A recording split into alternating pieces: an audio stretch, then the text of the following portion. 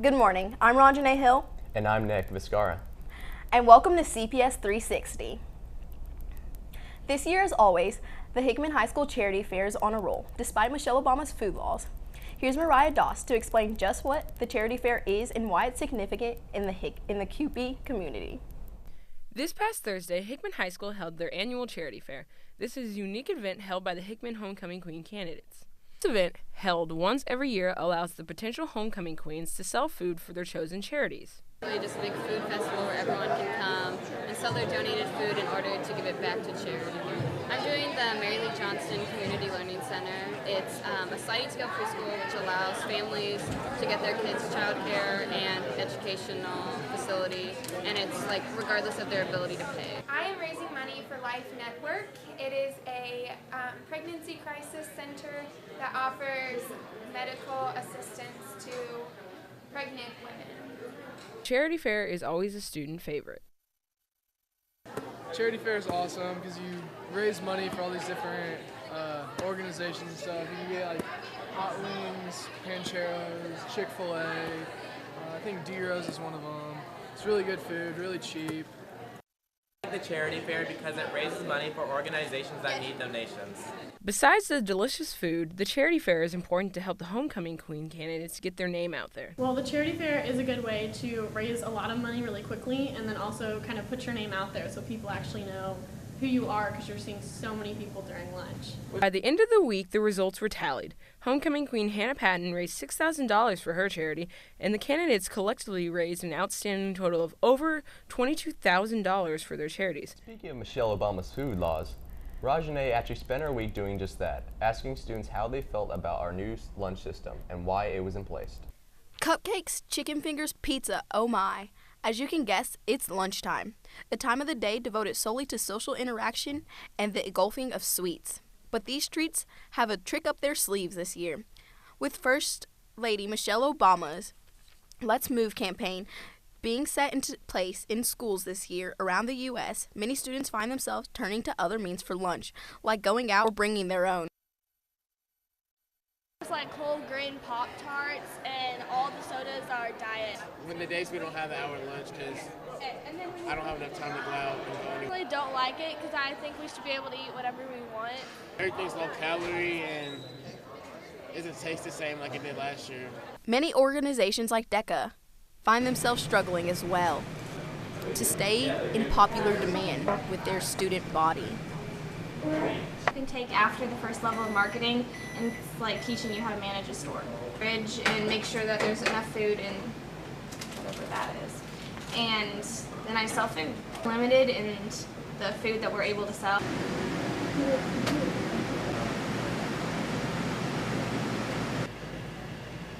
Calories and a certain amount of sodium. We've only made 8% of what we made last year. It goes to our DECA people to go to nationals. Food tastes nastier than it did last year, so I feel like they should go back to the food. I've never been such a huge fan of our school lunches. Did you notice the changes in the cafeteria though? Yeah, I didn't like them. Yeah, neither have I. Well, something that hasn't changed over the years is the rivalry of the Rockbridge Bruins and the Hickman Cupies. Although the Providence Bowl is no longer being played at Faroe Field, this across-town matchup never fails to bring in the crowd. Played at Rockbridge Field this year, the Bruins had the advantage. But with both student sections filled, the fate lied in the hands of the players. Selma got a sideline advantage of this game. Now let's see how this close match ended.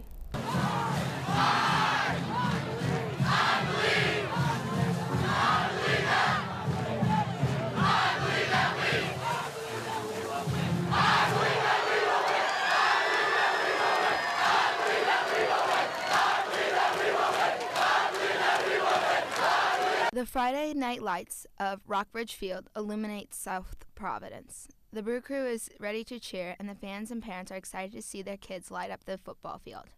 On the other side of the field, fans in purple are excited and ready for the Providence Bowl to start.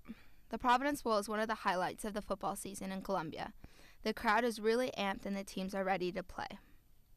Yeah. And I was doing his book. I got the chance to interview Drew Frazier, the left tackle for Rockbridge, and we talked about struggles he has overcome and the energy he feels before a game.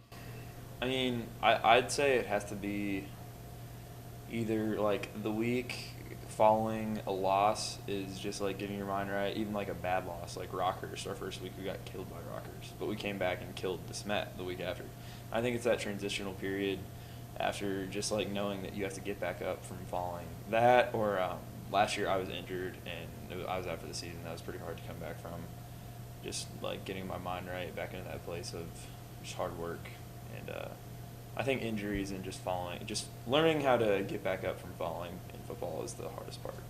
When the ball is kicked off, the game is in full force. By the end of the first quarter, the score was 7 for Rockbridge and 0 for Hickman. Drew also talked to me about his coach and what he has to say before a game. You know, ironically, he doesn't do a whole lot before the games because, especially this year, we're supposed to be the best team. Rockbridge is supposed to be the best team out of all 3 high schools, so it should be, and at least for right now.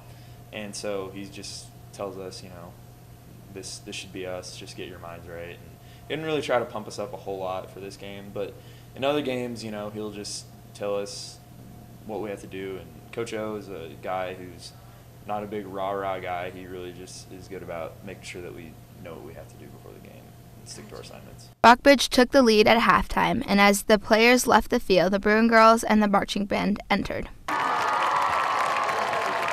The Bruin girls danced a Britney Spears number, and the marching band did the same performance they do at every home game.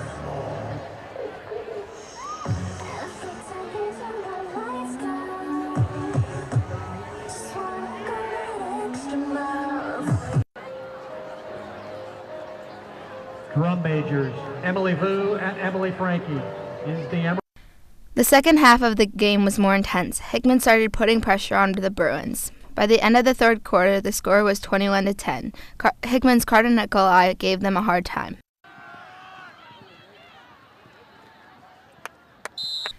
The second half of the game was more intense. Hickman started putting pressure onto the Bruins. By the end of the third quarter, the score was 21-10. Hickman's Carter Nicolai gave them a hard time.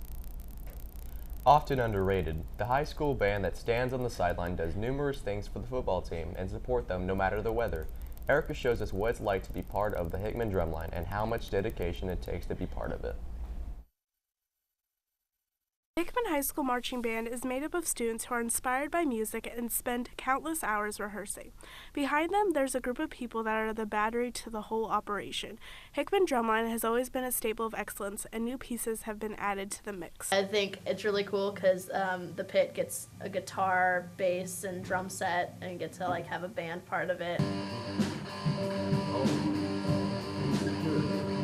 The Drumline has come off a very successful season. I'm really excited about the next competition because there's a Drumline competition, there's a Drumline part of it, and I think that's really cool that it's like only Drumline. But the success of Drumline does not only come from the skill of the players, but how much they trust in each other. Well, you spend a lot of time with people, and when you have to spend a lot of time with people, it just tends to grow on each other and spend time. It's like a family. We're together all the time, and we just really get close to each other, and we have like we hang out outside of practice all the time. The dedication of Drumline allows them to carry the whole marching band and be the anchor to 100 other kids. We have a lot of dedication, and not just like time commitment wise, but you have to like really dedicate yourself to your instrument and like realize that even when you're not in Drumline, you still have to be practicing all the time, and like you're never going to be perfect. The Hickman Drumline looks to impress the crowds with the sound they have and make every drummer impressed.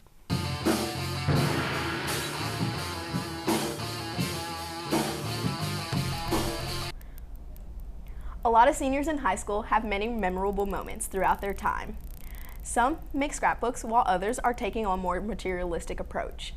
How far would you go to make sure these comforting memories don't slip away? Nick takes a look into class rings and why students are not buying them. Jewelry seems almost always essential to women. Some have a deep meaning, while others are just to show off in public. But would anyone buy a ring to commemorate the high school you went to? I mean, I don't really want one because I don't really wear jewelry. Like this ring that I have on is really the only one I wear. These pamphlets with these designer rings meant for both boys and girls were just handed out a couple weeks ago at Rockbridge High School. It features many shapes and sizes, along with different designs you can get engraved on it, depending on what kind of interest you have. Oh, I mean, it looks interesting. Like you can get it for, like customized to how you want it.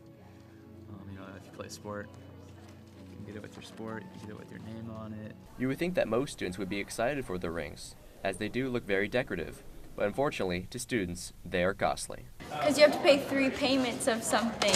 Like the most expensive one has like 3 payments of $160. That's expensive. There's really no point in them because, I mean, yeah, they're a graduation ring and everything, and they like mark your class and stuff, but when are you ever gonna wear it? And teens aren't the only ones who have something to say about these rings. I think if parent was paying for it, maybe, but when you're graduating, you already have to worry about college and everything else, and I think they're a little pricey. So if you want a way to remember the good times you had in high school, then students, especially seniors, should definitely think about purchasing these rings, if you have the cash. The Hickman girls basketball team needed a lot of support going into their season.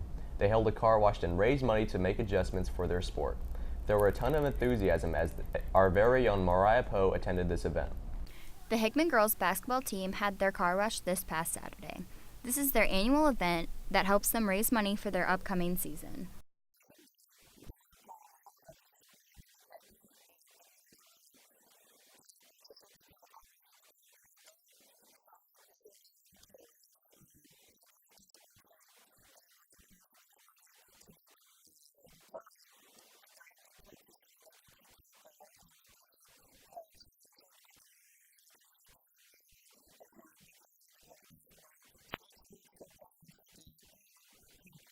The staff at Hickman loves to support the team.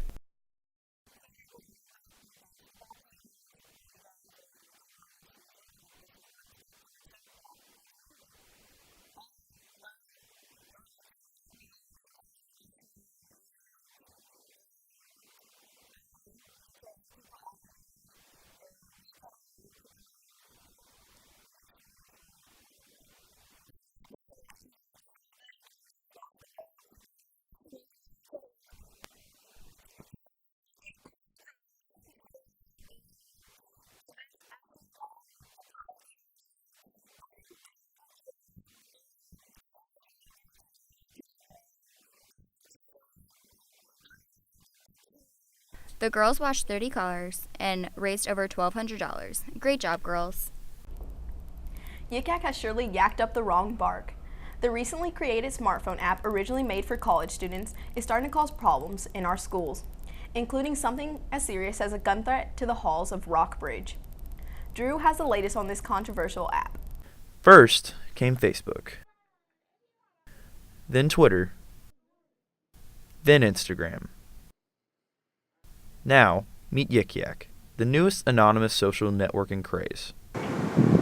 I personally think that Yik Yak was a bad idea from the get-go. Letting kids talk about things anonymously without their names being shown allows them to say things that they wouldn't normally say to a person's face, so it leads to things like cyberbullying. That was Junior Tatum Pugh, one of many Rockbridge High School students who had an experience with the new app. Some people used it as a way to tell jokes and be funny and entertaining, but other people got the wrong idea and used it purely for bad things like bullying people. Yik Yak escalated to an all-time high when a threat was made on the school 2 Fridays ago. Well, there was a threat on Yik Yak that there will be a school shooting. And whenever you have a threat like that, it had to be taken seriously. So the police came, they barricaded the school, this school, the elementary school, I think the middle school too. As told by Mr. Franklin, the school was placed on lockdown 2 weeks ago. Still, many students choose to use the app. I mean, Yik Yak's pretty cool. I like the fact that it's anonymous, and it's only in a certain area, And you can check out other like colleges, yaks, I guess that's what they're called. Though some students like Daniel enjoy Yik Yak, others see no possible benefits coming from the app. Giving kids the opportunity to say things without having their name in front of it is just trouble. Hate it or love it, Yik Yak is here to stay. With CPS360, I'm Drew Fougere. And to end this news presentation on a cute note, Tatum tells us about Challenger Baseball and how the Key Club is doing their part and putting a smile on these kids' faces every Monday night. Every Monday evening at the Daniel Boone Little League Field Number 4, Rockbridge Key Club members and several volunteers from around Columbia team up to host the Challenger. Challenger League is a division of Daniel Boone Little League. It's a baseball league for kids with disabilities to play baseball, ages 5 through 18. The student and adult volunteers come out each week to help the Challenger players practice pitching, hitting the ball, and running the bases to help their team score points. I think Challenger is special because it gives kids who won't usually have an opportunity to play sports. They have a chance to play baseball, which is a lot of fun. And as a person who plays baseball, it's like fun to watch them run around and have a good time and help them out. The generosity and love the volunteers contribute to these games are welcomed and greatly appreciated by both the Challenger players and their very large fan base. I think it's so special because it gives our kids an opportunity to play a baseball game and just have a lot of fun. It also brings in volunteers, the peer buddies that you're going to see on the tape. They get to work with all of our kids, so they get to learn about working with kids with disabilities. A lot of times we try to have high school students and we try to have young kids also be buddies so they can be sort of peer mentors with our kids.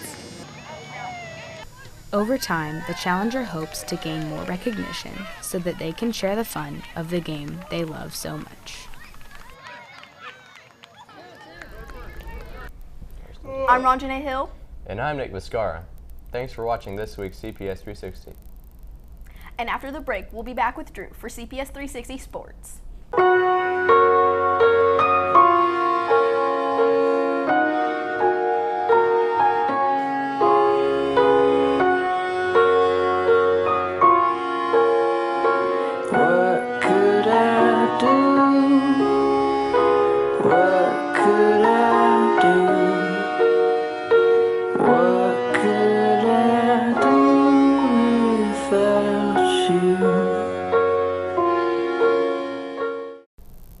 Hello everyone, and welcome to CPS 360 Sports.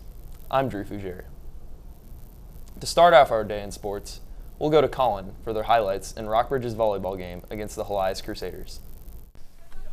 The Rockbridge Bruins varsity volleyball team played the Helias Crusaders. It was an all-around great game by Helias and a rough game for the Bruins. Rockbridge lost in the first set 17-25. Helias started off the second set just as they left off the first. A very strong start had them going. This wasn't going to hold the Bruins down though, as they climbed back into the game, with coach Robin Sherman looking on nervously as the Bruins were down to their last point. Ali Offerdahl overserves the court and Rockbridge loses in 2 sets. Now, here's Summer with the crosstown volleyball rivalry game, the Battle Spartans versus the Rockbridge Bruins. Rockbridge High School and Battle High School's volleyball teams took the court on October 8th for a very exciting game.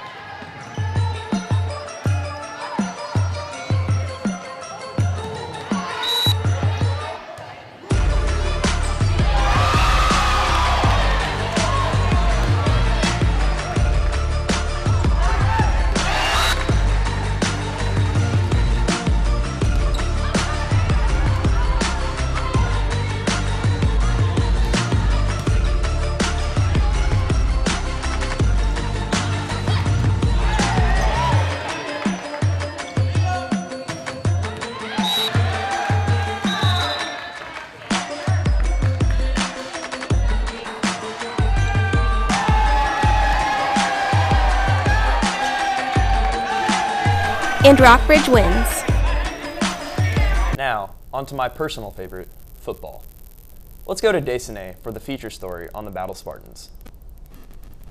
Get loud, I can't hear you. As 17-year-old Michael Glasgow gets the crowd hype, he finally gets to play on the football team at Battle High. He tells me how he didn't get as much playing time for Rockbridge and wanted to show off his talents and play a cornerback.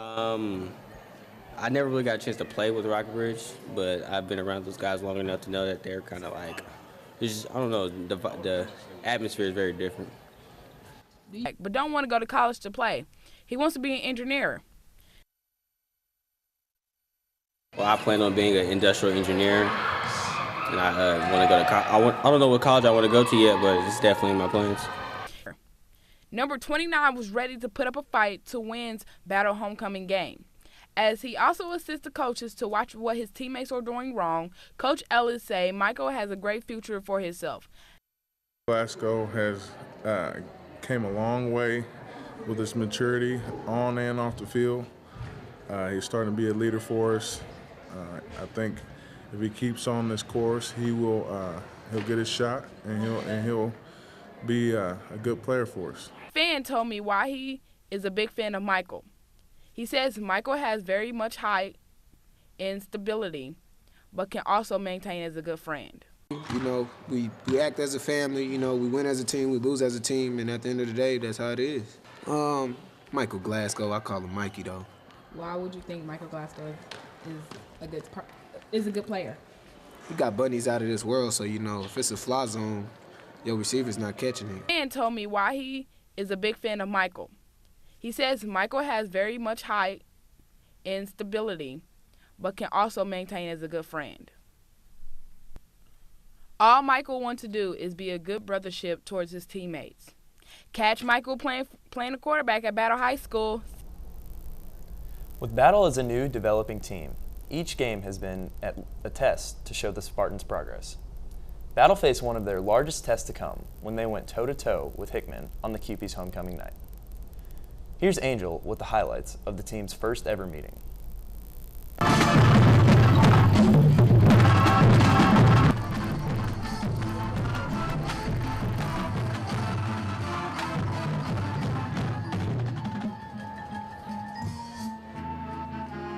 Last Friday was Hickman's 2014 homecoming. They played Battle High School.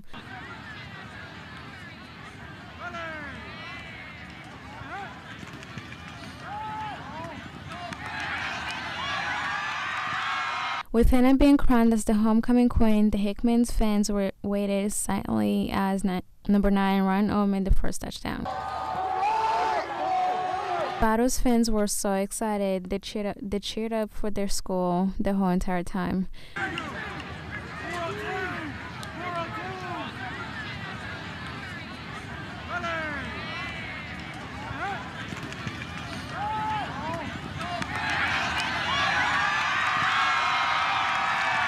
18 made the first Battle's touchdown, taking them up in the lead. Battle took the lead by 14-7.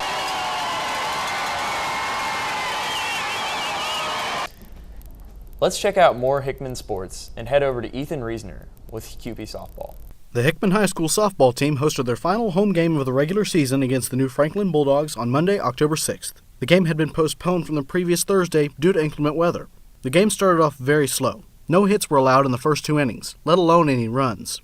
The confidence of the Lady Keepies were still high, and their aggressive base running strategy led them to steal several bases early on. The focus of Hickman's defense turned toward senior Shannon Green, the starting pitcher who played all 7 innings. Hickman finally broke through in the 4th inning when Lauren Heisler scored a single run. Molly Carter hit an RBI double in the 5th inning, and she scored an additional run. Following the game, the starting seniors were given a special presentation, as the game was the final scheduled regular season home game for Hickman as the playoffs approach. Hickman truly had a dominant performance in this game. For CPS 360, this is Ethan Reisner signing off. And last, but certainly not least, it's time for the CPS 360 NASCAR Minute with Ethan Reisner.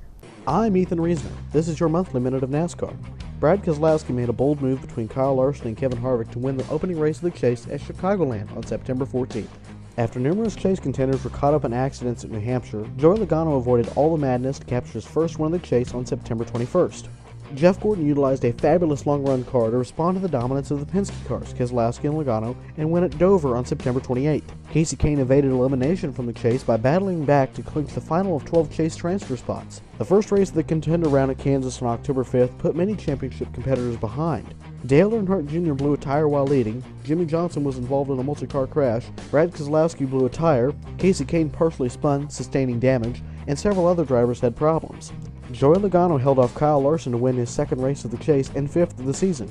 For CPS 360, this is Ethan Reasoner signing off.